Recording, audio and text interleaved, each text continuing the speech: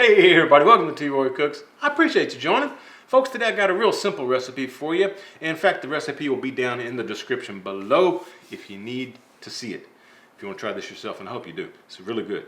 I'm going to show you how to make some homemade meatballs. And I'm also going to cook the meatballs in a spaghetti sauce on the stove. It's going to be fabulous, folks. Trust me. Y'all stick around.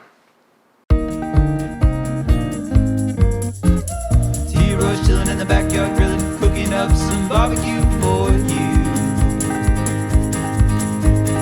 T-Roy's chilling in the backyard grilling, showing you that you can cook it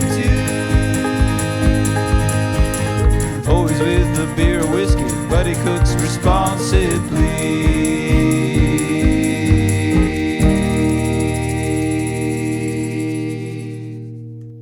Alright guys, this is how we're going to start off. We need to make our sauce, okay?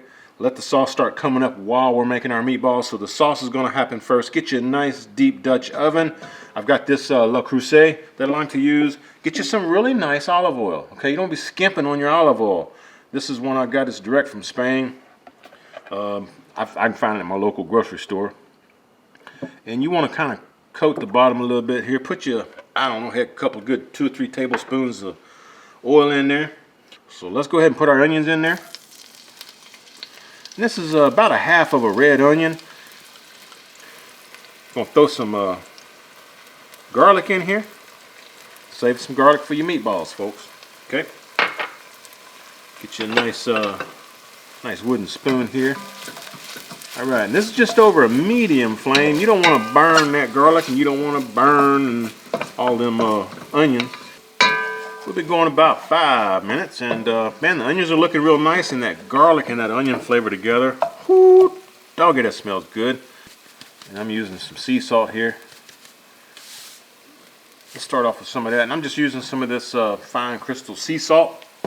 I like to use a nice Merlot. You can leave the wine out if you would rather. It doesn't matter. It's up to you. It's your sauce. You make it however you want, babe. I'm using a Dynamite Vineyards from California. It's a Merlot from 2017. I also like to use a Cabernet Sauvignon sometimes, but Merlot has a little different flavor, which I think is going to be really, really nice with this. I'm going to put in about a cup of it, y'all. Let's do that. And usually a nice wine that you would actually drink at the dinner table. All right, that looks like about a cup.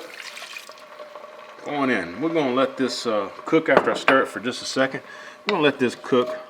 Oh heck, I don't know, a couple, 2 or 3 minutes. Just kind of warm up that wine. All right, this has been going for about 3 minutes, and it's just come up to a boil. You can start seeing it kind of a little simmer, actually. Now we're going to go ahead and add in some tomato puree. You can get this canned, or you can do like I did and get it jarred. This is some organic from our local grocery store. And I think this is a 24 ounce. Let me double check on that for you. Yep, 24 ounce right there, babe. So we're going to throw some organic puree in there. I'm going to use 2 of these to start off with. I actually have 3 of these bottles, so we'll see if we need to add a little bit more. I think we may be all right with 2. Let me get a little water and rinse one of these out. Hang on. Here we go. That's probably a 1/4 cup of water or so going in. All right. Now we need to add us a little bit of pepper. Fresh cracked black, there you go. Add maybe a teaspoon and a half, somewhere in that range. Already add some salt. We can always adjust salt later on. Don't want to add too much. And I like to add me a little bit of Worcestershire. Just kind of helps the flavor a little bit, along with that red wine helping the flavor. Maybe a tablespoon of this. That looks about right. Folks, if y'all new to the channel, I usually just kind of wing it. I don't usually go by a recipe unless I'm baking something. So what we're going to do is get this all stirred together here. We're going to let it start coming up to just a really low simmer, and then we'll make our meatballs while this is coming up to temp. All right, guys, let's make us some meatballs. I think these are all the ingredients that we're going to need. I'm not sure if I forgot anything. I will let you know during the video, and I'll include in the recipe down below. Just hit show more. But we're going to need some garlic. This is probably a clove and a half of garlic here. Got a 1/4 cup or so of some red onion. Again, you can use yellow or white or sweet, whatever you want to use. Got some fresh herbs that I've really chopped up finely. This is some thyme. Also have, I'm sorry, this is basil. This is thyme. This is rosemary. You got 3 pounds of meat here. It's probably a little too much for me and Karen, but you can always freeze what you don't use and reheat it later. It's going to be some good eating. I got the basic meatloaf mix here. I got ground pork. That's a pound. I got a pound of hamburger meat. That's 80-20 ground roast, ground beef. I'm sorry. And I got some veal here. That's about a pound of fresh veal. You're gonna need some Parmigiano Reggiano. You can buy the block and shred it yourself, or I just go to my grocery store. They shred it for me. How about that? This is some steak sauce. I like a nice bold steak sauce flavor in my meatballs. That's why I'm including a little bit of that, and it's just a little bit. I just barely have any in there, just enough to give it a little something extra. Salt and pepper, of course. For the meat, you got 3 pounds here, so I'm using 3 slices of bread. Your basic ratios are going to be 1 slice of bread per pound of meat, or a 1/4 cup of breadcrumbs per pound of meat. So there you go. And you can spruce the bread up, kind of get the bread soaked up with either water, whole milk, or I like to use heavy whipping cream. So that's what we got there. Doesn't take much, maybe a tablespoon or so. I think that's about it. Let's go ahead and find us a big bowl so we can throw all this together and get all this meat mixed up with all these ingredients. All right, I got my 3 slices of bread here. If you want to remove the crust, that's fine. It doesn't bother me, so I'm just going to leave it on there. You can shred this by hand, or you can get you a nice knife, sharp knife, and just, you know, cut your bread up into lengths like this, and then turn it, cube it, which is what I'm going to do. Makes it quick and easy, folks, just like that. There we go. Right. Okay. And then we're going to stick this in the bowl with a tablespoon of some of that heavy cream. So I'll show you doing that real quick. Man, these fresh herbs, they smell some kind of good, y'all. Seriously. Just kind of coarsely go through here a little bit. Some of these larger pieces. All right. Now, put our bread in the bowl here. Get any stragglers that fell off the side here. Here we go. Now then, again, I like to use heavy whipping cream. Use water, heavy, just regular milk, whatever you want to use, folks. But maybe a tablespoon and a half this time. I usually use maybe a tablespoon when I'm just doing a pound of meat. So a tablespoon and a half, or maybe 2 tablespoons. And then get you a spoon or a fork and whisk that up, kind of make all the bread get soaked up. We'll meet you right back when we're mixing up the meat. I need to open all this up. I wound up putting 3 tablespoons heavy cream in here just to keep you up to date. Now what I'm doing is just kind of mashing this up, making it really fine, making it a mush. All right, it's looking pretty good, y'all. This has only been about 5 minutes. Just let it soak for 3 to 5 minutes. That's what you should look like right there. All right, now what we need to do, need to add us the rest of these ingredients, and I'll show you why I'm doing this here in a second. Some garlic. Like I said, about a clove and a half or so. We got a bunch of meatballs to make. Onion going in, 1/4 cup or so, or 1/4 of an onion. How about that? If y'all been with me a long time, y'all know I don't do exact measurements. We're gonna need a little bit of basil here. Throw a little touch of basil in there, not a whole lot, because it's pretty strong, and so is this thyme right here, just a touch. Just like that. All right. Gonna use some rosemary here. I actually did pull out my teaspoon, tablespoon, stuff like that. But let's just say on the basil, let's go maybe I don't know, half a teaspoon. On this, maybe half a teaspoon to a teaspoon, however you like it. Rosemary, and that was oregano, by the way. Rosemary, that's probably a full teaspoon and a half or so I put in there. I like rosemary. But again, this is something you can do your own way, you know, and make it yours. A nice mix there real quick. Right now we need to throw us in a little Parmigiano Reggiano. How much? Heck, I don't know, 1/4 cup or so, start off with. We can always add some later into the meat. In fact, I'm gonna go ahead and break it up so I can just shake it out of here when I need to. Just kind of winging it, folks. Just kind of winging it. There we go. Okay.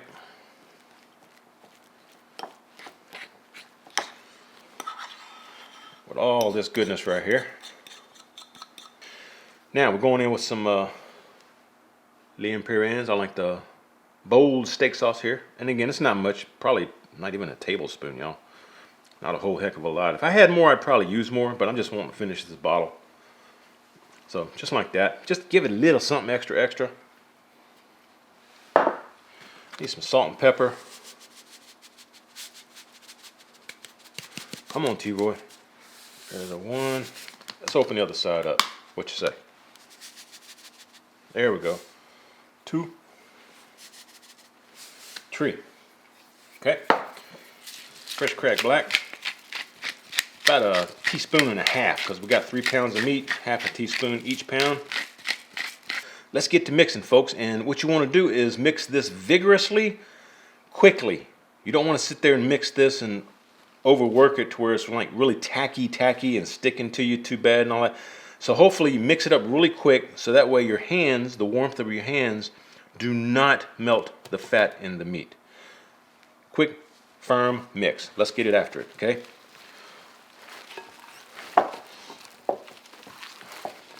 And I just like, just go to town, man. Go to town. All right, we've been going a couple of minutes. I changed my gloves because I'm gonna add some more of this Parmesan Reggiano. Maybe another 1/4 cup or so. Just like that. The more the better, folks. Parmesan and meat. Oh, that's good stuff. Just go ahead and mix all the rest of this in again. I like to kind of grab it under it, kind of fold it in on itself, like you're folding a batter with a spoon or a spatula. It kind of helps to mix everything up really good. All right, guys, to get you a nice sheet pan of some kind, something you can put your meatballs on. I like to go about the size of maybe a little bit larger than a golf ball. Let's see how this looks. Something like that. There you go. You don't want to like squish them. You just kind of want to make sure they're shaped like a ball, okay? That's going to be good, y'all. And whatever meatballs you don't need for your dinner, heck, man, put these in a vacuum packed sealed thing or one of them zip tie type bags and put it in the freezer. Just pull it out whenever you're ready. All right, now the interesting thing about meatballs is it really doesn't matter how you cook them as long as you cook them. I used to do them in the oven. I'd bake them off in the oven, and I found they have a lot better look to them, but it kind of dried them out in my opinion. You can also sear them on your stove or over your grill, kind of sear 2 sides, and that will give you some Maillard reaction, and it'll also help with the flavor of the sauce because you finish cooking the meatballs in the sauce like we're doing today. But I find those aren't the prettiest looking meatballs. So I started just taking the meatballs raw, putting them in the sauce and let them cook for a couple hours on simmer, just low, and with the lid on, just cracked a little bit. And folks, after a couple hours, them meatballs are super tender, juicy. You don't get the Maillard reaction like you would if you were put them in the oven or on the stovetop, frying them off on some olive oil, but it's still mighty fine. And they look really good too. The best looking meatballs, I think. Anyway, let's put them in here. I got 17 of them that are whipped out of that 3 pounds of meat. So let's see what we got over here with the sauce. There's nothing sticking on the bottom. Make sure you do not have your flame up on a high or anything. You don't want that spaghetti sauce to stick. Keep it on low, folks. Keep it on low. I may go ahead and cook all these. I may. I went ahead and took my gloves off. Just dump them babies in there just like that, folks. If I can fit them all in, I'll cook them. If I can't, then I'll freeze some of them. So we're fixing to find out. Some big old juicy meatballs right there, folks. All right. Depends on the size of your pot too, and how much of the sauce you have. All right, so I got 4 meatballs left over here. Let you see that. So I got 4 meatballs left right here. We're gonna take these, put them in a vacuum pack, and seal them up, and we're gonna put them in the freezer for a meal later. Over here, what you wanna do, put your lid back on. Vent it just a little bit, keep it on low, come stir it up just every once in a while, make sure it's not sticking because every stove's different, and let it go for a couple hours, folks.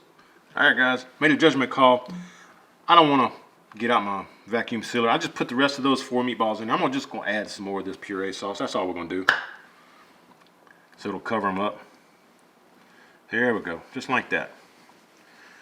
Let that go for a little bit, and we'll come and we'll stir it up just a little bit. Try not to stir it up too vigorously and mess your meatballs up, but just kind of move it around a little bit. Just make sure that nothing's sticking on the bottom is the main point. So again, lid on, partially. Leave a little crack on the side here. Keep it on low. And at the very end, we're gonna put some of the fresh herbs to kind of brighten it back up. Now we've been going for right at 2 hours now. Let's check this out. Got a little bit of grease pooling on the top. If you want to get rid of that, just take a plain spoon and just kind of scoop it off there if you want to. I'm not worried about it a whole lot. But as you'll see, the meatballs as they cook, they kind of start shrinking down a little bit and they firm up. Now, if you want, you can put eggs in your meatballs. That's perfectly fine. I just found that doing it this method, you don't really have to use eggs in your meatballs. So that's the reason I don't do it. I didn't do it. And plus eggs, they make it almost too firm sometimes. Let's give it a little taste. Oh, y'all, that's good. That's real good. Now I'm gonna take a little bit more of these fresh herbs. This is rosemary. You know, maybe a ½ teaspoon of that. Got some oregano. ½ teaspoon of that, maybe. There you go. A little bit of basil right here at the very end. Spruce it up just a little bit with some fresh basil. And all these herbs are just gonna kind of, again, spruce that flavor up just a tad. Not overpowering, just kind of give it a little bit of extra something to make you really love it. We're gonna let this go about another 15 minutes, folks. In fact, I meant to do this at hour and 45 mark on the cook, and you can see the meatballs are looking good. But usually about an hour 45 in, like the last 15 minutes you cook, I'll add the herbs fresh, just kind of brighten stuff up. And if you want, you can add a little bit of lemon juice too. And if you don't like it really tart from the tomatoes, you can add a little bit of sugar. Again, make it your own, folks. It's been 2 hours and 15 minutes. Let's see where we're at. I sure do wish y'all could smell what is happening in my kitchen right now. Holy moly. This is close to authentic Italian, but I did put my own little spin on it, so it's gonna be good, y'all. Oh yeah, the meatballs are looking good. See if we can plate this up a little bit of this. Well, come on in, Lucy. Now we need a little bit of this this sauce right here, and I didn't skim the fat off, just so you know. I just, you know, let's just do that right there. Put another little bit right in the middle, like something like that. Oh, let's do this. Let's kind of just, there you go, something like that. Clean that plate just a little bit. Let's put some meatballs on there, folks. Let's get us some nice looking meatballs. There's one right off the top right there. Let's do that. And see if I can find me another one of these pretty good sized, decent meatballs here. Here we go. Oh yeah. There we go. I got plenty of sauce on the plate, so I'm just kind of winging it right there like that. That'll work. All right, now take us a little bit of Parmigiano Reggiano, throw there like that right there. Not a whole lot, just enough to kind of wake it up. Fresh parsley, folks. Get you some fresh parsley. Hold your hand up high. Make it look all pretty, just like that. There you go. Just like that, folks. Oh yeah, baby. A little bit more on that middle one, a little bit more on that end one. Folks, I think that looked good. What y'all think? Not too bad for old T-Roy, huh? All right. Now we need to give us a taste. All right, guys, if you made it this far, I appreciate it. I'm sure this is gonna be fabulous. I'm looking down at them. They smell fantastic. I wish I could smell my kitchen. But this is a collaboration video with quite a few of my YouTube friends, okay? If you're not familiar with them, I hope you go check them out. Just do a search on YouTube for hashtag The Great Meatball Cook-Off 2021, and you will find all of their videos. And I know it's at least 2 of us, me and somebody else. Anyway, folks, this is going to be fabulous. Let me show you the plate. Let me show you the plate real quick. There you go. There you go. How about that? Y'all like that, don't you? Baby. How about that? That's another good angle. Oh, yeah, baby. We're going to give these a try. Let me bring you down here where y'all can see what I'm doing. Oh, in fact, hang on. All right, I got my camera readjusted. Again, let me show you what we got here, folks. Scrumptious goodness right there. Really, really nice. I'm going to cut this big one up right here just to show you. Man, it cuts like butter. My gosh. I'm going to cut it into quarters here. Take one of these small pieces right here. Get a little sauce on it. Let's take a bite.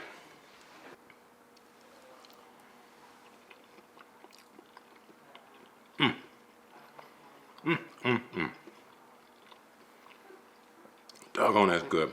Folks, right off the bat, perfect amount of pepper and salt.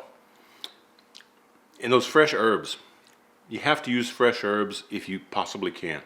They add so much to these meatballs and to the sauce.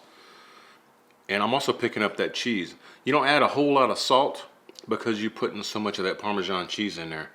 And you can use Romano or some other Italian cheese if you want. I'm telling you what. And that sauce, man. Folks, that sauce, that's jamming. I'm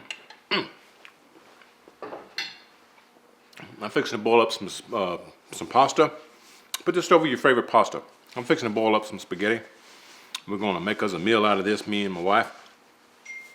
Hope y'all enjoy it. Don't forget to go check out the hashtag The Great Meatball Cook-Off 2021. Link will be down below where you can find all of them, or just search hashtag Great Meatball Cook-Off 2021. Find all the other YouTube videos from my friends that are out there doing this meatball challenge as well. Hope you enjoyed it. If y'all like this, y'all give me a thumbs up. Hope you share the video. And folks, when you do, please tell all your friends that T-Roy cooks responsibly. We'll see y'all next time. Cheers, everybody. That's good, Karen.